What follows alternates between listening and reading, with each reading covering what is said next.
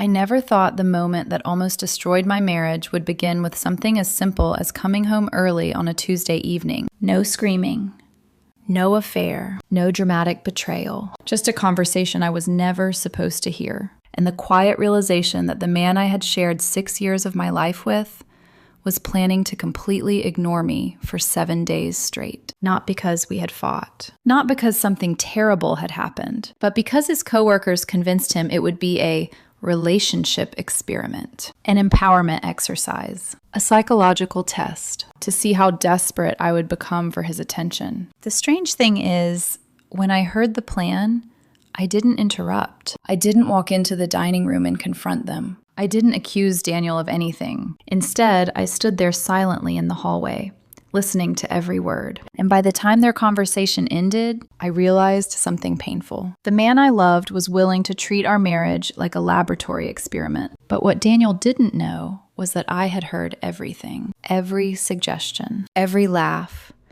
every step of the plan. He thought he was about to test my devotion. What he didn't realize was that I was about to learn something far more important, whether my husband respected me at all. And once that question enters your mind, you can never go back to the innocence you had before. That night, standing in the dim hallway of the house we had built together, I felt something inside me shift. Not anger, not even heartbreak. Something colder. Clarity. Because when someone decides to manipulate you for entertainment, they've already shown you exactly who they are. And what I decided to do next would change the course of our marriage forever. Not because I wanted revenge, but because I wanted something much more important: respect. And the story of what happened during the 7 days that followed is something neither Daniel nor I will ever forget. Because by the end of that week, one of us thought they were winning a game, and the other was preparing to walk away from the entire marriage. My name is Emma Morrison.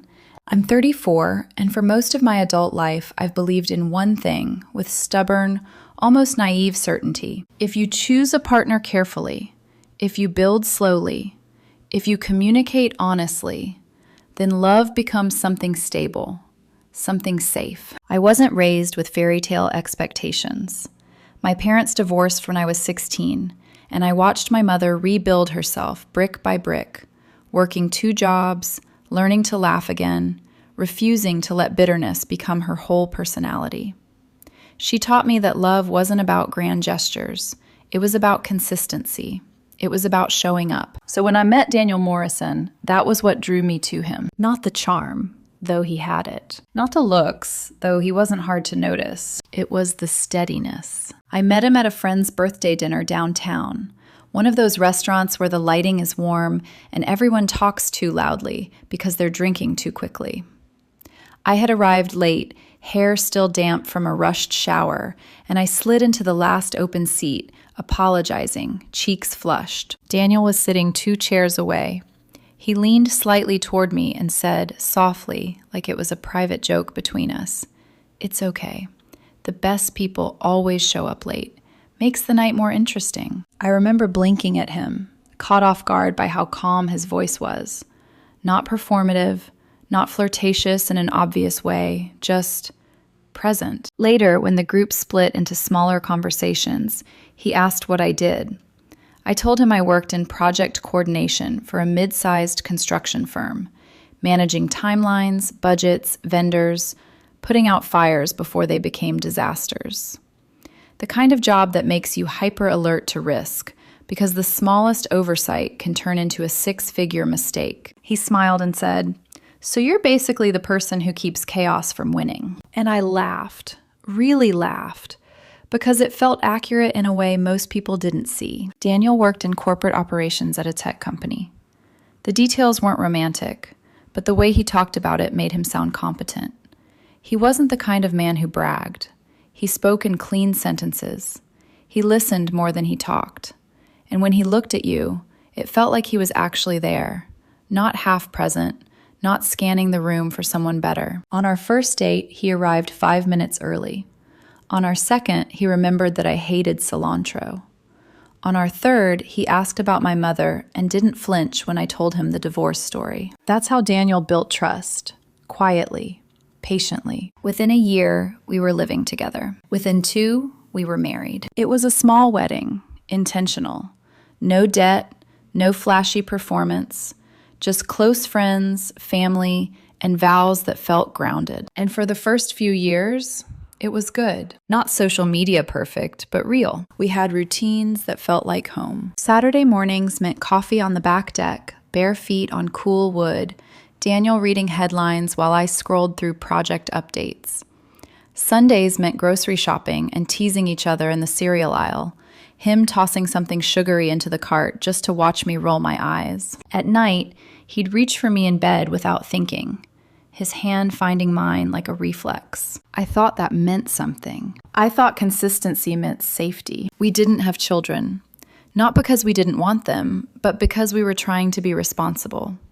We kept saying, next year, after the promotion, after the project, after the move. And in the meantime, we built a life that felt full enough. Friends, work, travel when we could, dinner parties in our dining room with wine glasses clinking and laughter bouncing off the walls. That dining room, that exact dining room, was where I would later stand in the hallway and listen to him agree to erase me for 7 days, like it was some kind of game. But back then, that room held happy memories. Thanksgiving with my mother, Daniel carving the turkey with exaggerated seriousness while I snapped photos. Birthday dinners where he insisted on lighting candles, even when we were alone. Quiet Wednesday nights where we ate leftovers and talked about nothing important. I also tried, genuinely tried, with his coworkers and the people around him. There were 3 in particular who always seemed too involved. Michael, Jason, Robert. Daniel would talk about them like they were harmless, just guys blowing off steam after work. They're idiots, he'd say, smiling, like that made everything safe. But they're loyal. I met them a few times at company gatherings. They weren't cruel to my face, but there was always a tone, like marriage was a joke Daniel hadn't fully learned to laugh at yet. Michael would slap Daniel on the shoulder and say, "Man, you disappeared after you got married." Jason would smirk and ask, "So what, Emma? You let him play video games, or is he on a leash now?" And Robert always watched, quietly, like he was studying a weak spot. I told myself it was nothing. Guys being guys. Harmless teasing. And Daniel would squeeze my hand under the table and murmur, "Ignore them." So I did. Because I trusted him. Because I believed our relationship was stronger than outside noise. But looking back now, the signs weren't loud. They were subtle.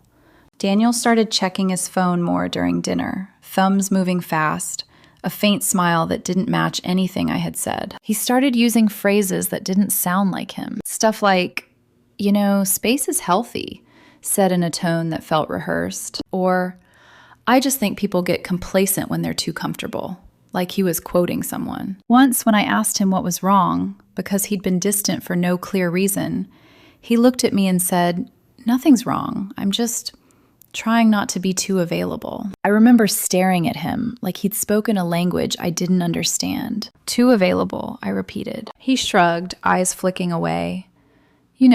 Just balance. At the time, I didn't press. I should have. But I didn't, because the Daniel I married wasn't someone who played games. He was steady, honest, safe. And I didn't realize that over the past few months, those 3 men had been feeding him something poisonous.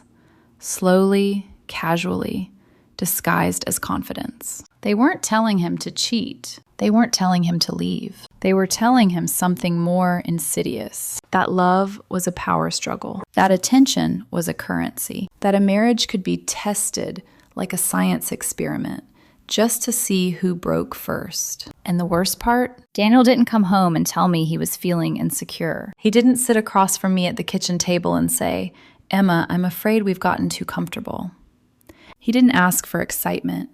He didn't ask for reassurance. He let other people hand him a script, and then he planned to act it out on me. So when I walked into our house early last Tuesday and heard his voice coming from the dining room, I wasn't just overhearing a plan. I was overhearing the death of the marriage I thought I had, because the man I trusted was about to choose manipulation over honesty. And he had no idea what I was about to do with that information. Looking back now, the tension didn't start the night I overheard the conversation. It had been growing quietly for months, like a hairline crack in glass, so thin you only notice it once the entire surface finally shatters. At first, the changes in Daniel were small enough that I could explain them away. Work stress, deadlines, corporate politics, all the normal things adults deal with. But there were moments, tiny ones, that felt off. Moments where the man I knew seemed slightly replaced by someone else. One night, about 3 months before everything happened,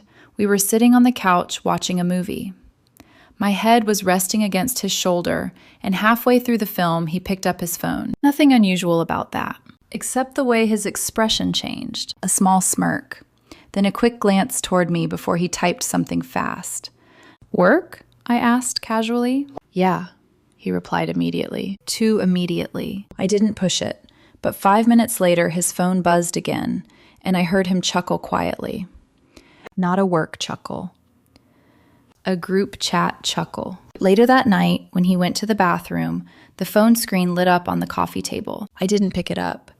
I've never believed in going through someone's phone, but the notification preview appeared clearly. "Michael, you need to stop acting like a married guy 24/7, Jason replied right after. "Exactly. Women start taking you for granted when you're too predictable." And then Robert added the one that stuck with me. "You gotta remind her you're the prize sometimes." I stared at those words for a moment before the screen went dark again. Daniel returned seconds later, picking up his phone like nothing had happened. "What?" he asked lightly when he noticed my expression. "Nothing," I said. And technically, that was true. Nothing had happened yet, but something had definitely started. Over the next few weeks, Daniel began using language that didn't feel like his own. One evening during dinner, he leaned back in his chair and said casually, "You know what kills relationships?" I blinked. "What?" "Predictability." The word sounded rehearsed. "Comfort can turn into complacency," he continued. "People stop appreciating what they have." I set down my fork slowly. "Do you feel like I don't appreciate you?" I asked. Daniel looked surprised by the question. "No, I just mean generally." Then he shrugged and changed the subject. But the sentence stayed in my mind long after the dishes were washed and the lights were turned off. Because Daniel had never talked about love like it was a strategy. Another night, about 2 weeks later, we were getting ready for bed when he suddenly said something that made my stomach twist. "Do you ever worry we've gotten too comfortable?" I paused in the middle of brushing my hair. "What do you mean?" "I don't know," he said, staring at his reflection in the mirror. "Like, relationships need tension sometimes. Otherwise, people stop trying." I studied his face carefully. "Daniel," I said gently, "we're comfortable because we trust each other." He didn't answer. He just nodded slowly, like someone politely acknowledging an argument they didn't fully believe. That moment bothered me more than I admitted. Not because of what he said, but because it sounded like someone else had said it first, and Daniel was repeating it. Then there were the nights he started staying later at work. Not dramatically late. Just enough to feel slightly different. 7:30 instead of 6. 8 instead of 7. When I asked about it, he always had an explanation. Michael wanted to grab a drink. Jason needed help finishing a report. Robert was venting about something. The more I heard those names, the more uneasy I felt. One Saturday afternoon, Daniel mentioned them again while we were grocery shopping. "You know what Michael says?" he said casually while comparing 2 brands of pasta. "What?" "That couples should shake things up every now and then." I frowned slightly. "What kind of shaking things up?" He shrugged. "Just creating a little mystery." I laughed awkwardly. "Daniel, we're married, not starring in a reality show." He smiled back, but something about the smile didn't quite reach his eyes. "You'd be surprised how many relationships die because people stop trying." That sentence again? Stop trying.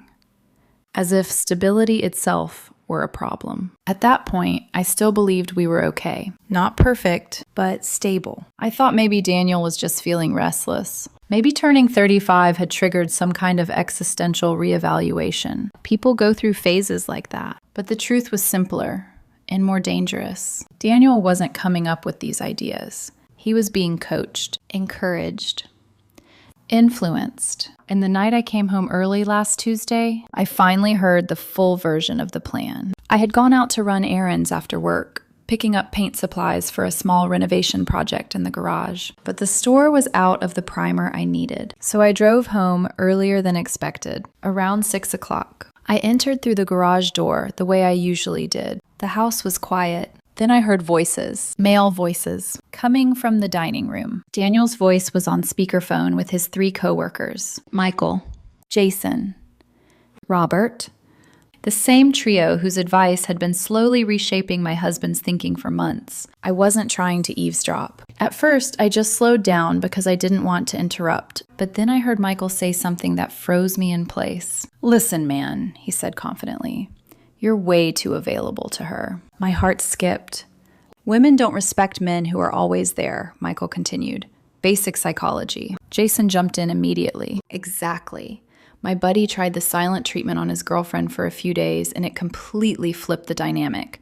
Now she chases him." I felt a strange chill spread down my spine. Daniel laughed lightly. "I don't know, guys. Emma and I communicate pretty well." That small sentence gave me a flicker of relief. Maybe he would shut it down. Maybe he would defend our relationship. But Robert spoke next. And Robert's voice had a calm confidence that made my stomach drop. "It's not manipulation," he said. "It's strategy." There was a brief pause. Then he continued. "You show her you're not always available. You create space. Let her feel what it's like when you're not constantly around." Michael chimed in again. "Exactly. 7 days. Full ghost mode. 7 days." The words echoed in my ears. "Don't respond to texts," Michael explained. "Barely talk at home. Act busy.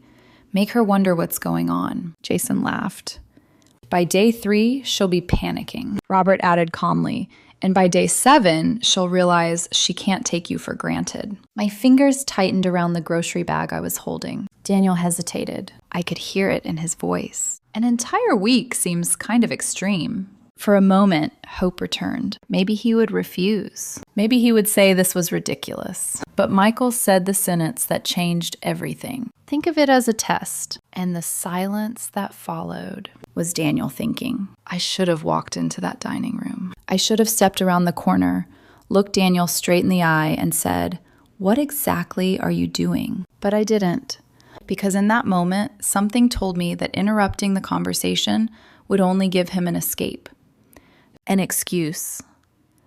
A way to pretend the plan wasn't real. So I stayed where I was, hidden in the hallway, listening. My heart was beating so loudly, I was almost certain they would hear it through the walls. Michael spoke first again, his tone confident and almost amused. "Think of it like a relationship stress test." Jason laughed. "Exactly. If she really values you, she'll start chasing you within 48 hours. Daniel shifted in his chair. I could hear the faint creak of wood. "I don't know," he said slowly. "Emma's not the type to play games." That sentence hurt more than I expected, because he said it like it was a weakness, like honesty was some kind of flaw. Robert responded immediately, calm and persuasive. "That's exactly why this works." A pause. Then he continued, his voice lower, almost analytical. "Women get used to stability. When everything feels predictable, they stop appreciating what they have. All you're doing is creating uncertainty." Michael added, 7 days. That's the sweet spot." Jason chuckled. "By day 3, she'll start asking what's wrong. By day 5, she'll be trying to fix things. By day 7, she'll be doing anything to get you back to normal." My fingers slowly tightened around the grocery bag I was holding. Plastic crinkled softly under the pressure. Daniel sighed.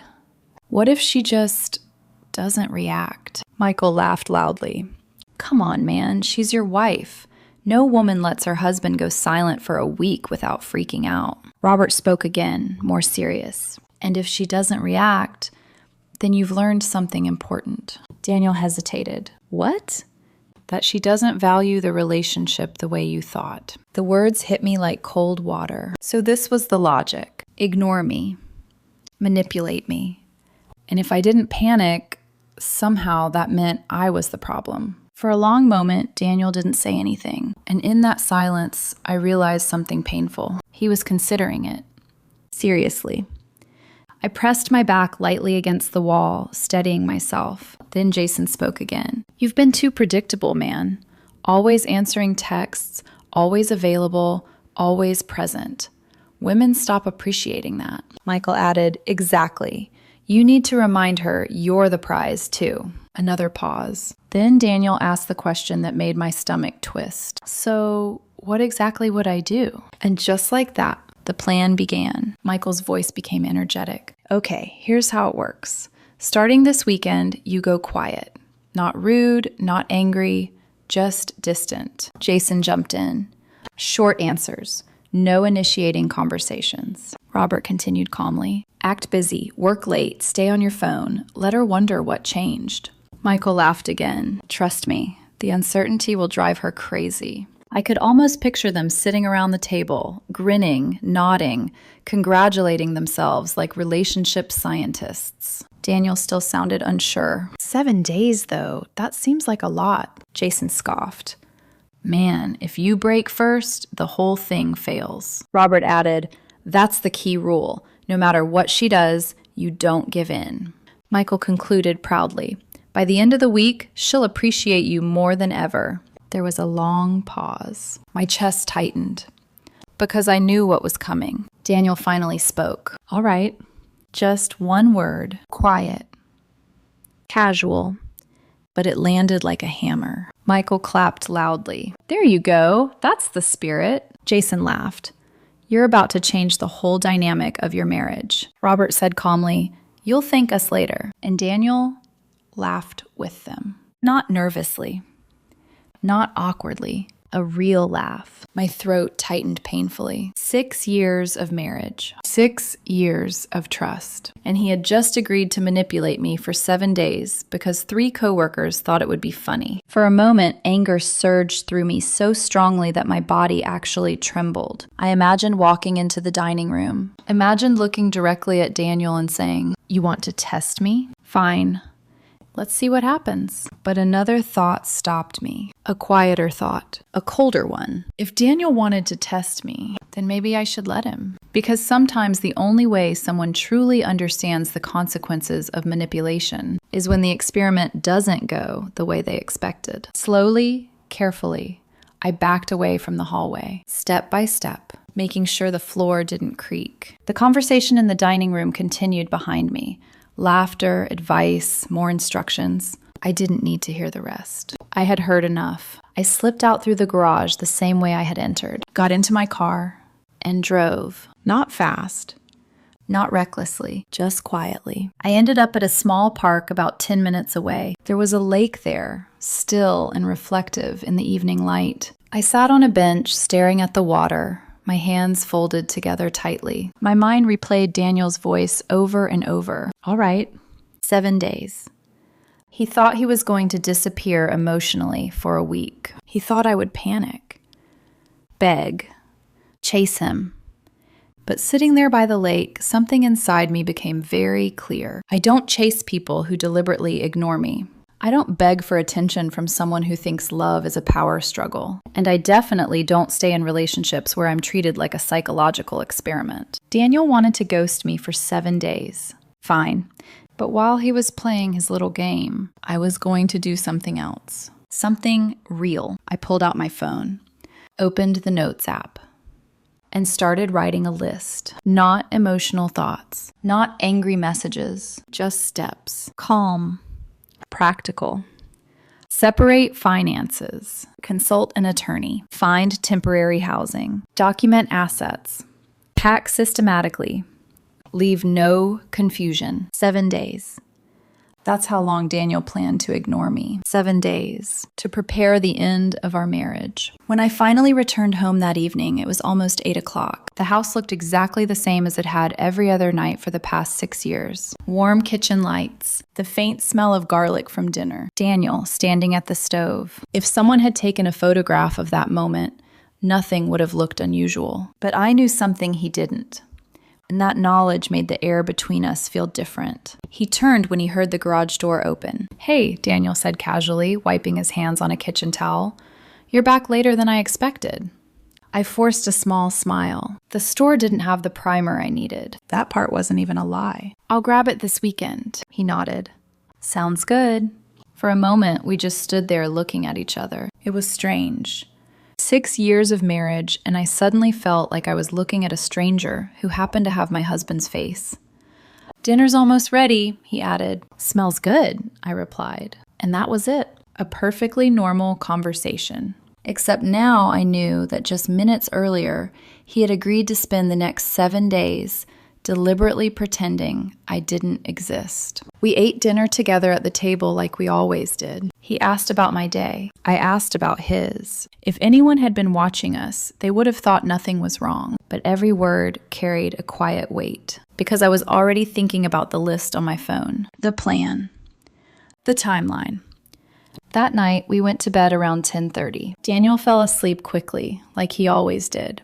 One arm loosely draped across his pillow. I stayed awake longer, watching the slow rise and fall of his breathing in the dim light from the window, trying to reconcile two versions of the same man. The Daniel who used to bring me coffee in bed on Sunday mornings, and the Daniel who had just agreed to manipulate me for a week. The strange thing was, I didn't cry, not that night.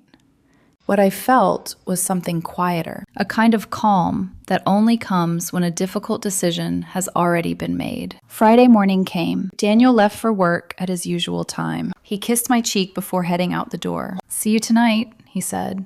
And I wondered if he realized that affection might be one of the last normal interactions we'd have for a while. I spent the morning working from home, but my mind kept drifting back to the list. 7 days.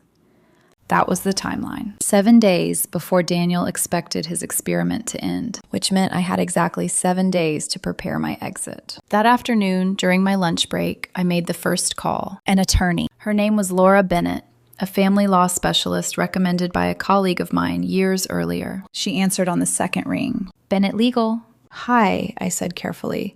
"My name is Emma Morrison. I'd like to schedule a consultation regarding a possible legal separation." There was a brief pause. "Of course," she replied calmly.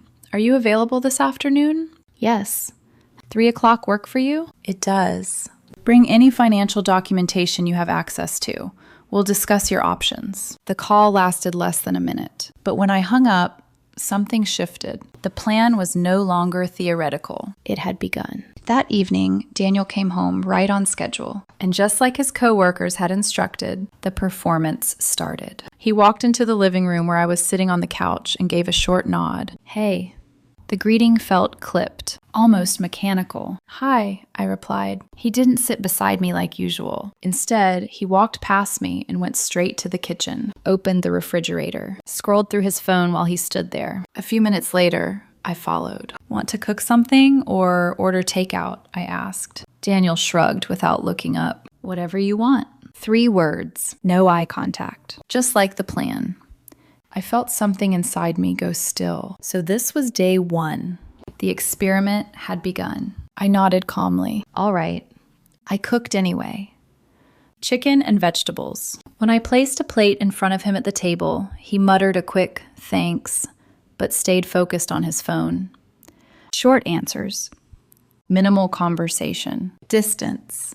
Exactly as Michael, Jason, and Robert had instructed. The strange thing was, Daniel kept glancing at me, subtle, quick, like he was waiting for something, waiting for me to notice, waiting for me to ask, "What's wrong? Are you okay? Did I do something?" But I didn't. I simply finished my dinner, washed my plate, and went upstairs to answer a few work emails. Around 11 that night, Daniel finally spoke again while we were getting ready for bed. "I might be working late tomorrow," he said casually. "Okay," I replied. No questions, no reaction. He studied my face for a moment, like he was trying to read something, but I kept my expression neutral. Inside, though, my mind was already moving through the next steps. Saturday morning, I woke up before Daniel, made coffee, sat at the kitchen table with my laptop open, not for work, for planning. I created a spreadsheet, assets, joint accounts, bills, furniture. Everything organized carefully. By the time Daniel came downstairs, I had already finished my coffee. "Morning," I said. He nodded briefly. "Morning." Then he grabbed a mug and checked his phone again. Still distant. Still following the script. But now I understood something Daniel didn't. While he believed he was controlling the dynamic of our relationship, I was quietly preparing to remove myself from it entirely. Later that morning, I grabbed my keys. "I'm heading out for a few hours," I told him. "Okay," he said without looking up. And that was the moment I began executing the plan. My first stop was the bank. I opened a new individual account. Transferred exactly half of the money from our joint savings. Not $1 more. Not $1 less. Everything documented. Screenshots. Receipts. My second stop was Laura Bennett's office. The consultation lasted 40 minutes. By the time I walked out of that building, I understood exactly what my legal options were and exactly how fast everything could move. When I returned home that evening, Daniel was in the living room again, phone in hand, silent.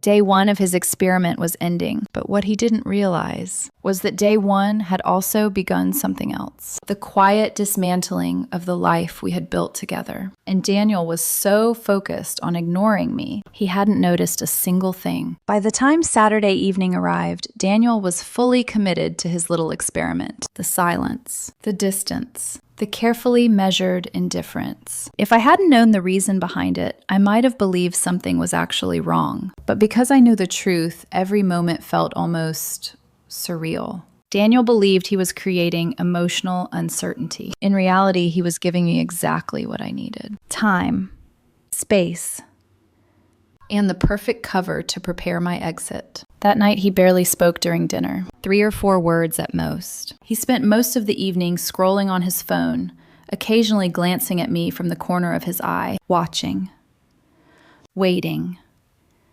probably expecting me to break, to ask the question, "What's wrong?" But I never asked. Instead, I quietly washed the dishes, wiped down the counter, and went upstairs early. By the time I closed the bedroom door behind me, my mind was already focused on the next step. Packing.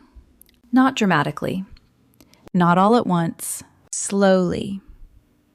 Strategically. I started with things Daniel wouldn't immediately notice. Winter clothes stored at the back of the closet. Old books from the lower shelves. Documents from my office drawer. My grandmother's necklace. My childhood photo albums. Items that mattered to me, but that weren't visible enough to raise suspicion. I packed 2 medium boxes and left them beside the bed. Around midnight, after Daniel had fallen asleep, I carried them quietly down the stairs. The house was completely silent. The only sound was the soft hum of the refrigerator. I loaded the boxes into my car, then drove 10 minutes to the storage unit I had rented earlier that afternoon. When I returned home, Daniel was still asleep. His phone rested on the nightstand beside him. The screen lit up briefly when a message came through. I caught a glimpse of the notification. "Michael, day 1 complete.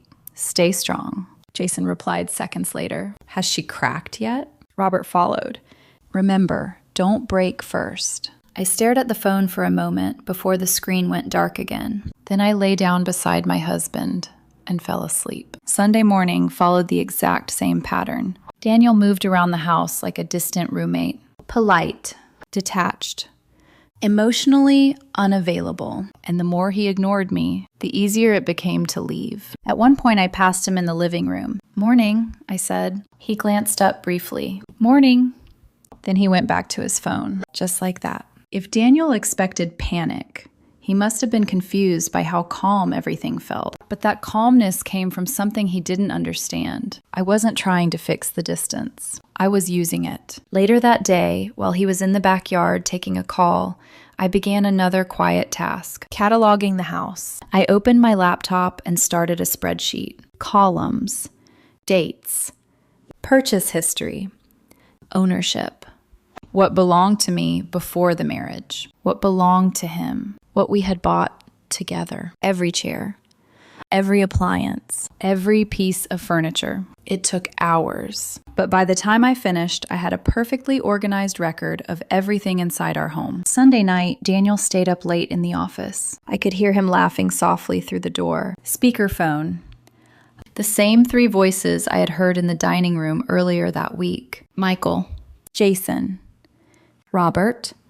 Their words drifted faintly into the hallway. 2 days in already? Jason said. Man, you're doing great, Michael replied. Robert added calmly.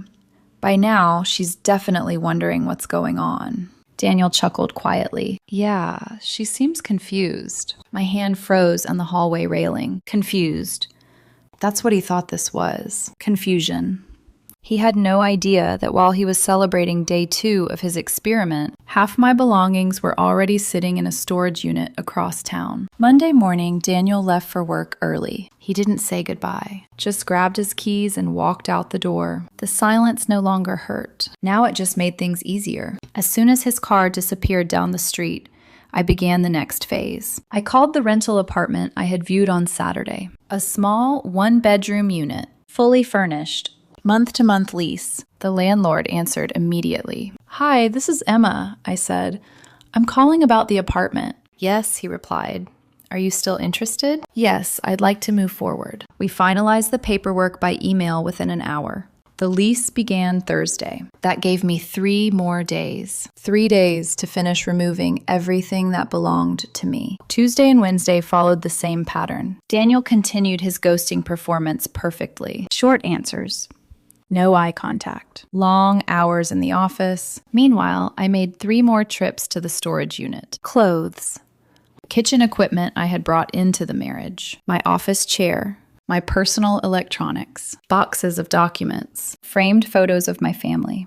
By Wednesday evening, nearly everything important to me was gone from the house. And Daniel hadn't noticed. Not once. He was too busy ignoring me. The irony of it all almost made me laugh. Daniel was conducting an experiment to see how I would react to emotional distance. Meanwhile, I was slowly disappearing from his life, piece by piece. Thursday morning, Daniel left even earlier than usual, probably eager to update his coworkers about how the experiment was progressing. The moment the door closed behind him, I made one final phone call. Professional movers.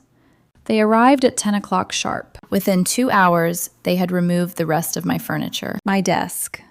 My bookshelf, my side of the closet, half the dining chairs, one of the nightstands. Everything fairly divided, everything documented, everything legal. By the time the truck pulled away, the house looked strangely empty. Not completely, just incomplete, like a photograph missing half its colors. I stood in the living room for a long moment, looking around. 6 years of memories had existed in this space, and now I was walking away from them. Not because I wanted to, but because the person I trusted had decided to treat love like a power game. Thursday night, Daniel came home and walked straight past me without noticing anything unusual. He went to the office, closed the door, and started another call with Michael, Jason, and Robert. I could hear their voices faintly again. Day 6 tomorrow, Michael said. Man, she's probably dying inside, Jason laughed. Robert's voice was calm. Just stay consistent. Tomorrow night you'll see the results. I sat quietly in the half-empty living room, listening,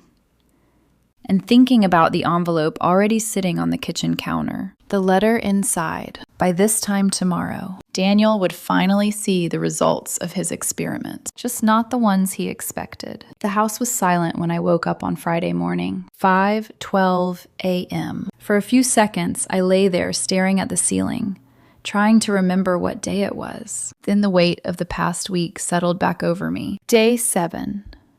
The final day of Daniel's experiment, and the final morning of my marriage, as it had existed for 6 years. I turned my head slowly and looked across the bed. Daniel was still asleep, one arm stretched across the mattress, his breathing deep and steady. For a moment, a wave of memories hit me so suddenly it made my chest tighten. Our first apartment. The night he proposed. The way he used to make pancakes on Sunday mornings and flip them too early so they tore apart. The time we drove 6 hours just to watch the ocean during a thunderstorm. Those moments had been real. That was the part that hurt the most. This wasn't a marriage built on lies. It had been built on something genuine, which made watching it collapse feel like standing inside a house while the foundation quietly gave way beneath your feet. I sat up slowly. The room looked strange now, half the closet empty. My nightstand, gone. My side of the dresser cleared. Daniel hadn't noticed any of it. Not once. Because he had been so committed to ignoring me that he stopped paying attention entirely. For the first time all week, a tight ache spread through my chest. Not regret. Not doubt. Just grief. Grief for the version of us that had existed before this week. Because even though I knew leaving was the right decision, it still felt like losing something that had once been beautiful. I stood up quietly and walked downstairs. The house echoed slightly now. Too much open space. Too much quiet. On the kitchen counter sat the envelope I had written the night before. Daniel's name was written across the front. My handwriting looked strangely calm. I picked it up and read it one last time. Daniel, I know about the ghosting experiment. I heard your entire conversation with Michael, Jason, and Robert last Tuesday evening when I came home early. I heard them convince you to ignore me for 7 days so you could test whether I valued our marriage enough to chase you. I heard you agree. While you were spending this week pretending I didn't exist, I was spending it learning something very important about the man I married. The man I thought I married believed in honesty. The man I heard in that dining room believed in manipulation. You wanted to see how I would react if you disappeared emotionally for 7 days. So I decided to answer that question honestly. I don't chase people who deliberately ignore me. I don't beg for attention from someone who thinks love is a power struggle. And I don't stay in relationships where I'm treated like a psychological experiment. By the time you read this, I will have moved out. I transferred exactly half of our joint savings into a separate account. Documentation is attached. I removed my name from the utilities and closed the joint credit card after speaking with my attorney. I took only what belonged to me before our marriage and half of what we purchased together. Nothing more. This isn't revenge. This is self-respect. I'm not angry, Daniel, but I'm deeply disappointed. The man I married would have talked to me if he felt insecure. He wouldn't have let 3 coworkers convince him to manipulate his wife. You wanted to test our marriage. Here is the result. I don't fight for relationships where honesty is replaced with strategy. If you want to discuss the future, you can do so through my attorney, Emma. I folded the letter carefully and placed it back inside the envelope. Then I leaned it against the coffee maker. Daniel never started a morning without coffee. He would see it immediately. I stood in the kitchen for a long moment, letting the quiet settle around me. 6 years, reduced to a single envelope. Finally, I picked up my car keys. My suitcase waited by the front door. I opened the door slowly, stepping outside into the cool morning air. The sky was still dark blue. The kind of early dawn that makes the world feel paused. I locked the door behind me. Then I placed my house key on the porch railing. For a second, my hand lingered there. A final moment. Then I walked down the driveway. By 6 a.m., I was sitting in my new apartment across town. The place smelled faintly like fresh paint and empty space. Not home. Not yet, but it was quiet. Safe. I unpacked slowly. A few boxes, clothes in the closet, laptop on the small desk. By the time the sun had fully risen, the space already felt calmer than the house I had just left. I turned off my phone, disabled location sharing, logged out of social media. If Daniel wanted to ghost me for 7 days, he was about to find out what real disappearance actually looked like. But even as I sat there in that quiet apartment, a strange heaviness settled in my chest, not because I doubted my decision, but because endings, even necessary ones, still hurt. And somewhere across town, a man was about to wake up and realize that the game he thought he was playing had already ended. Daniel woke up a little after 7 a.m. At first, nothing felt unusual. The house was quiet, but that wasn't strange. Emma often woke up earlier than he did, sometimes working on her laptop in the kitchen before the day really began. He stretched, rolled onto his side, and reached instinctively toward the empty half of the bed. His hand touched cool sheets. He frowned slightly. "Emma," he called out lazily. No answer. Still half asleep, he assumed she had already gone downstairs. He walked into the bathroom, splashed water on his face, and brushed his teeth. The small details didn't register yet. The missing toothbrush holder on the counter. The empty drawer where Emma kept her hair ties. His mind simply slid past those things. He went downstairs. And that was when the first real hint appeared. The living room felt different. Daniel paused halfway down the staircase. Something was wrong with the room. He couldn't immediately explain what it was, but something felt off. He walked slowly across the floor. Then it hit him. Emma's reading chair was gone. The chair she always sat in during the evenings with a blanket and a book. The corner where it had stood now looked strangely empty. Daniel blinked. "That's weird," he muttered. He walked into the kitchen and immediately saw the envelope. His name written clearly across the front. Daniel. The moment he picked it up, a tight uneasiness settled in his stomach. Something about the handwriting felt final. He opened it. As he began reading, the color slowly drained from his face. Halfway through the letter, he lowered the paper slightly, staring blankly at the kitchen counter. No. He finished reading the rest of it with trembling hands. When the letter slipped from his fingers and fell onto the counter, the silence in the house suddenly felt enormous. For a few seconds, Daniel simply stood there, processing, trying to convince himself this was some kind of misunderstanding. Then instinct kicked in. He ran upstairs. The bedroom door slammed open against the wall. His eyes went immediately to the closet. Emma's side was completely empty. No dresses, no shoes, no jackets, nothing. Daniel pulled open dresser drawers. Empty. He walked into the bathroom. Her shampoo was gone. Her makeup bag. Her razor. All gone. "Emma!" he called again, louder this time. But the house remained silent. Daniel ran downstairs and opened the garage door. Her car was gone. That's when the panic began. He grabbed his phone and called her immediately. The call failed before it even rang. "The number you have dialed is no longer available." "What the hell?" he whispered. He tried texting. Message failed to deliver. He opened the location sharing app. Emma's location showed unavailable. His heart started beating faster. Daniel opened Instagram. Her account was gone. Facebook. Gone. Everything. Every digital connection between them had been severed. "Emma, what did you do?" he said quietly. Then a new realization struck him. The letter. He ran back to the kitchen and grabbed it again, reading the lines more carefully this time. "I transferred exactly half of our joint savings into a separate account." His stomach dropped. Daniel opened the banking app on his phone with shaking hands. The joint savings account that had held $52,000 now showed $26,000. Exactly half. He checked the checking account. Same thing. Perfectly divided. She hadn't taken extra. She hadn't touched his portion. Emma had simply removed herself. Completely. Legally.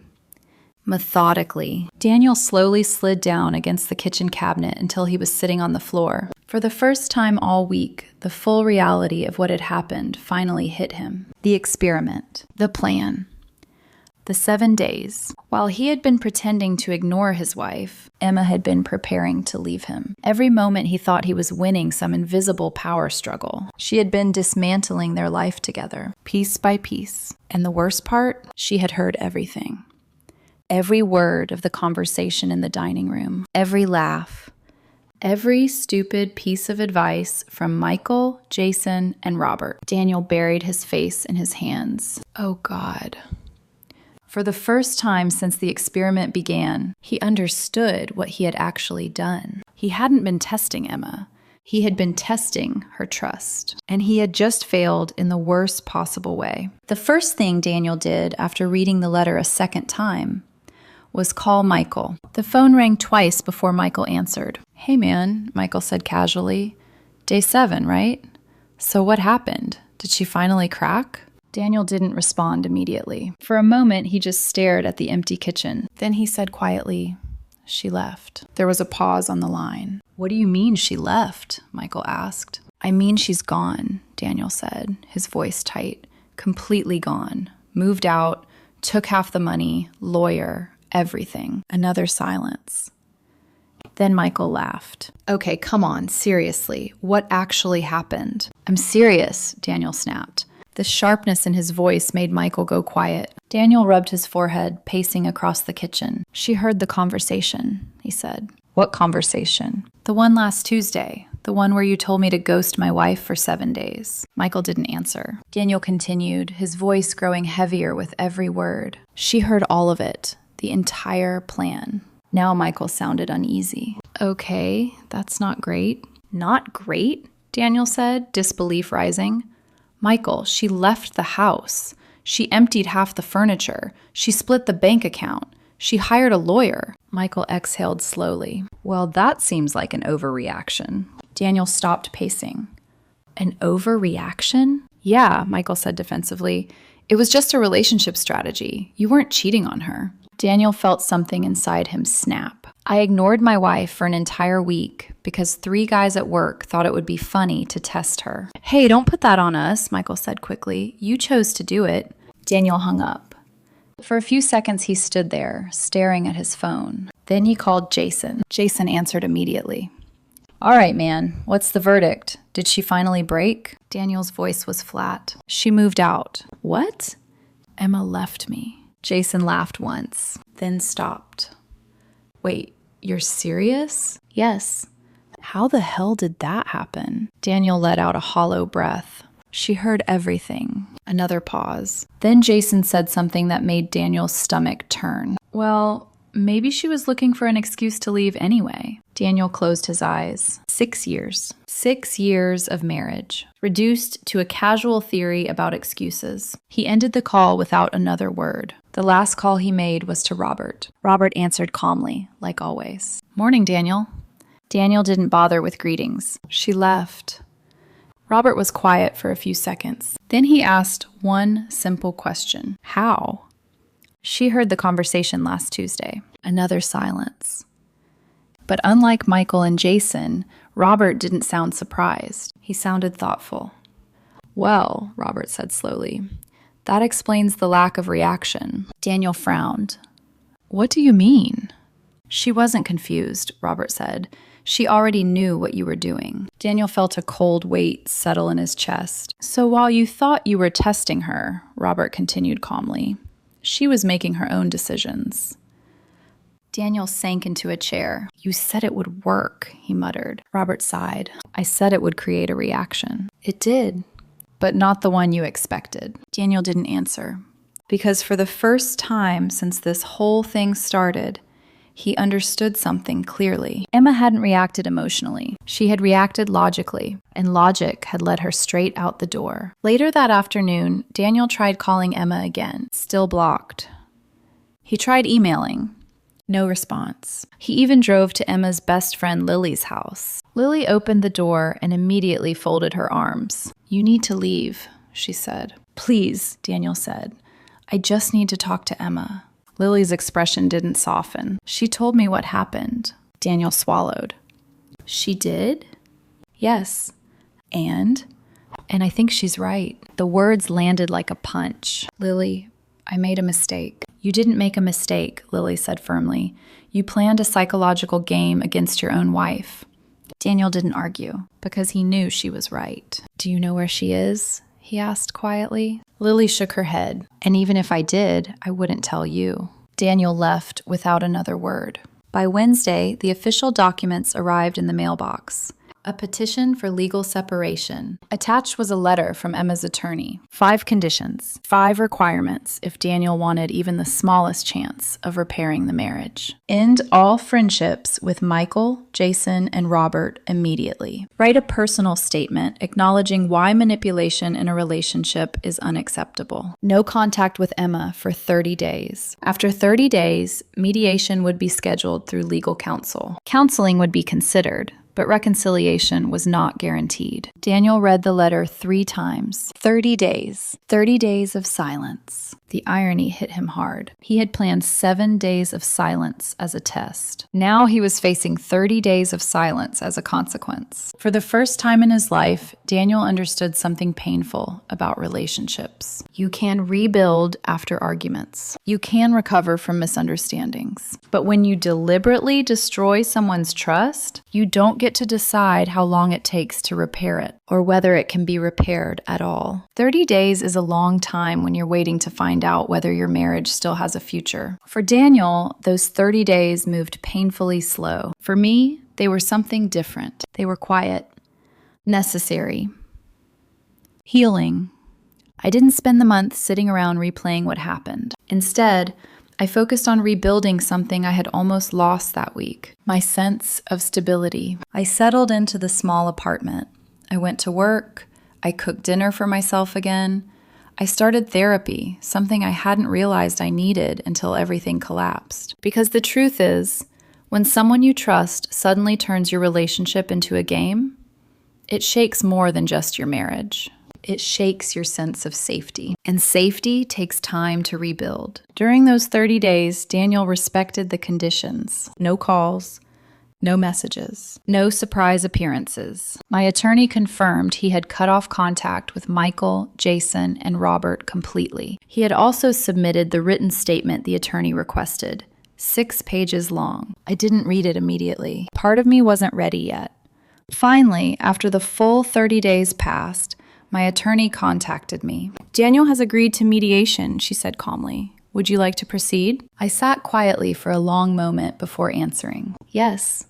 A week later, we met at a counselor's office. The room was simple.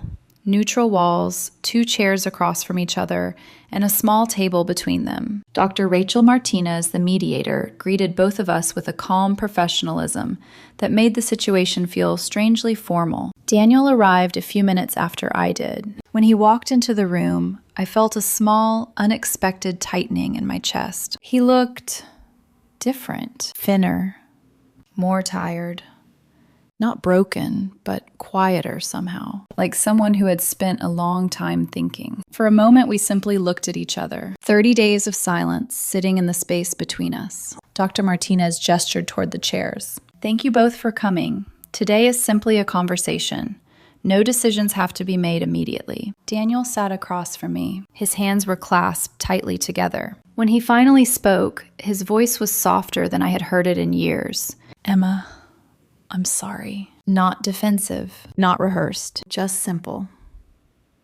I didn't interrupt. He continued. "I've spent the last month realizing something I should have understood years ago." He took a breath. "I let people who don't value relationships influence how I treated the person who mattered most in mine." His eyes met mine. "And I destroyed your trust." The room stayed quiet for a moment. Then Dr. Martinez asked gently, "Emma, how did Daniel's actions affect you?" I answered honestly. "It made me feel like my marriage wasn't real anymore." Daniel lowered his head slightly. "I didn't cheat," he said quietly, "but I still betrayed you." I nodded. Yes, because betrayal isn't only physical. Sometimes it's emotional. Sometimes it's trust. Sometimes it's realizing the person you love chose manipulation instead of honesty. Dr. Martinez leaned forward slightly. "The question we're here to explore," she said calmly, "is whether rebuilding trust is something both of you want to attempt." Daniel spoke first. "I do." Then he looked at me. "But I understand if you don't." I studied him carefully. For a long moment, neither of us spoke. Finally, I said something that surprised both of us. "I'm willing to try." Daniel blinked, clearly startled. "But," I continued firmly, "trying doesn't mean forgetting." He nodded immediately. "I know. Trust will take time." "I understand." "And if I ever feel like this is turning into another game," I added quietly, "I will walk away without hesitation." Daniel didn't argue. He simply said, "That's fair." Dr. Martinez smiled slightly. "Then perhaps the first step isn't rebuilding the old marriage." She paused. "Perhaps it's building a new one." The process that followed wasn't quick. It took months of counseling, long conversations, difficult honesty. Daniel had to prove something every day through actions, not words. And I had to decide, day by day, whether I believed those actions. Trust doesn't return overnight. But sometimes, if both people are willing to face their mistakes honestly, it can grow again, slowly, carefully. 1 year later, Daniel and I sat together on our back porch, the same place where we used to drink coffee on Saturday mornings. The evening air was quiet, peaceful. Daniel looked at me and said softly, "I almost lost you because I treated love like a competition." I squeezed his hand. "And I almost lost myself because I trusted someone who forgot what partnership meant." He nodded. But we learned. Yes, I said. We did.